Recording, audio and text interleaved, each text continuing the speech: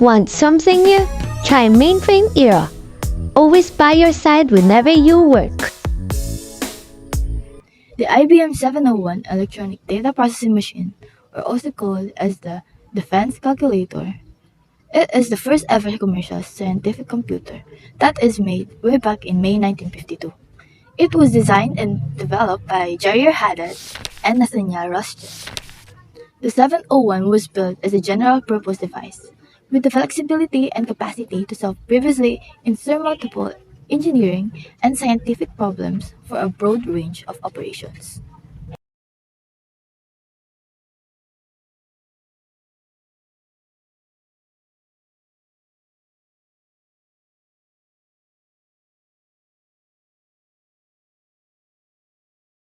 August 7th, 1944. The opening of the computer age.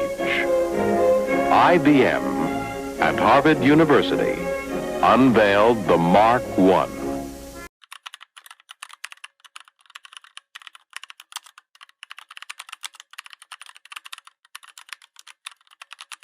Better than its ability to get information in and out.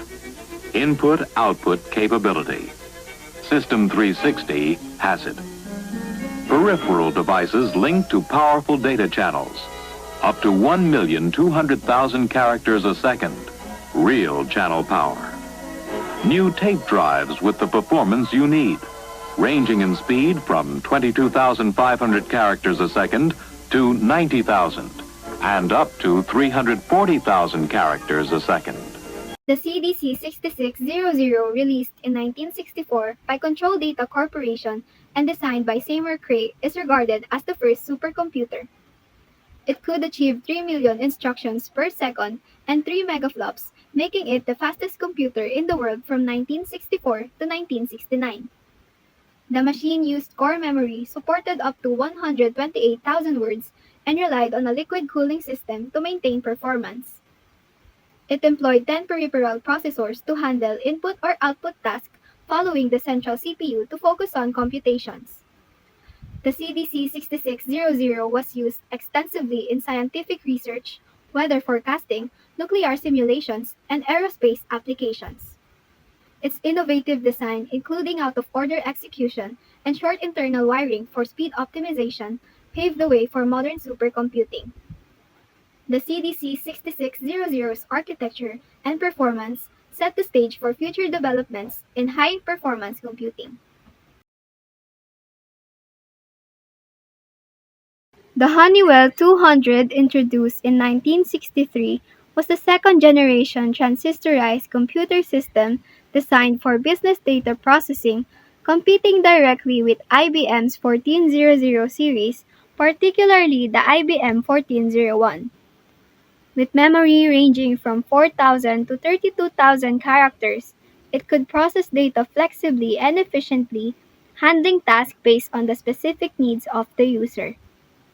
One of its advantages was the ability to run programs originally made for IBM 1401, making it a strong choice for companies transitioning from IBM systems.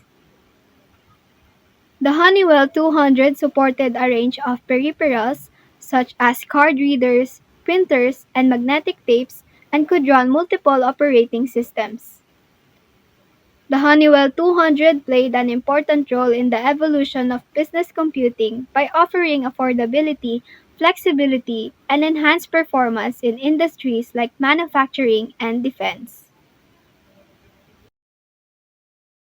The IBM 1401 data processing system, introduced in 1959, is often referred to as the Model T of the computer industry because it made computing accessible to thousands of small and medium-sized businesses, much like how Henry Ford brought automobiles to the masses. By the mid-1960s, the 1401 comprised more than half of the world's computer, transforming the computer industry in design, production, and usage. One key to the 1401's popularity was affordability. It could be leased for as low as $2,500 per month, compared to $10,000 for similar computers and over 1 million for large mainframes. Its use of transistors rather than vacuum tube made it more reliable and compact. It could also accommodate both punch cards and the newer magnetic tape, enhancing data storage and retrieval.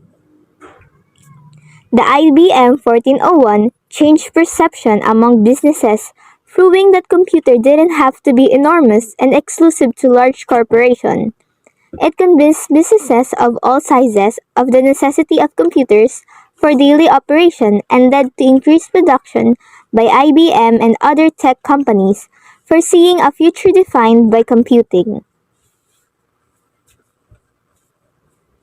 During the 1950s, computers evolved from electromechanical tabulating machines to ones with vacuum tube electronics, which were later replaced by transistors.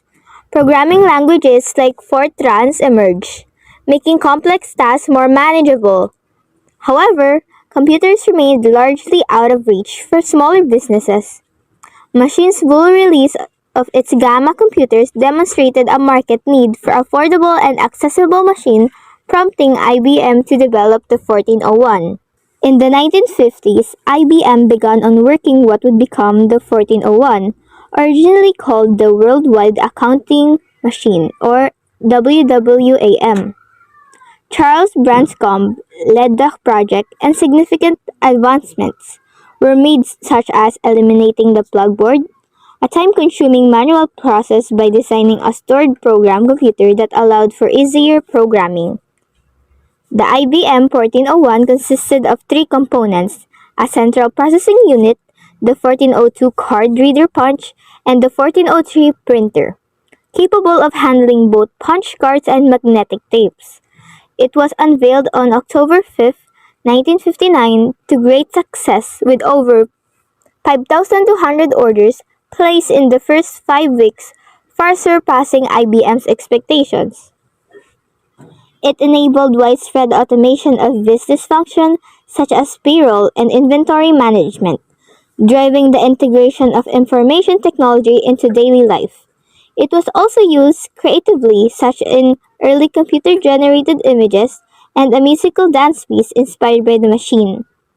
Though the 1401 was retired in 1971, replaced by the IBM System-360, its legacy endures.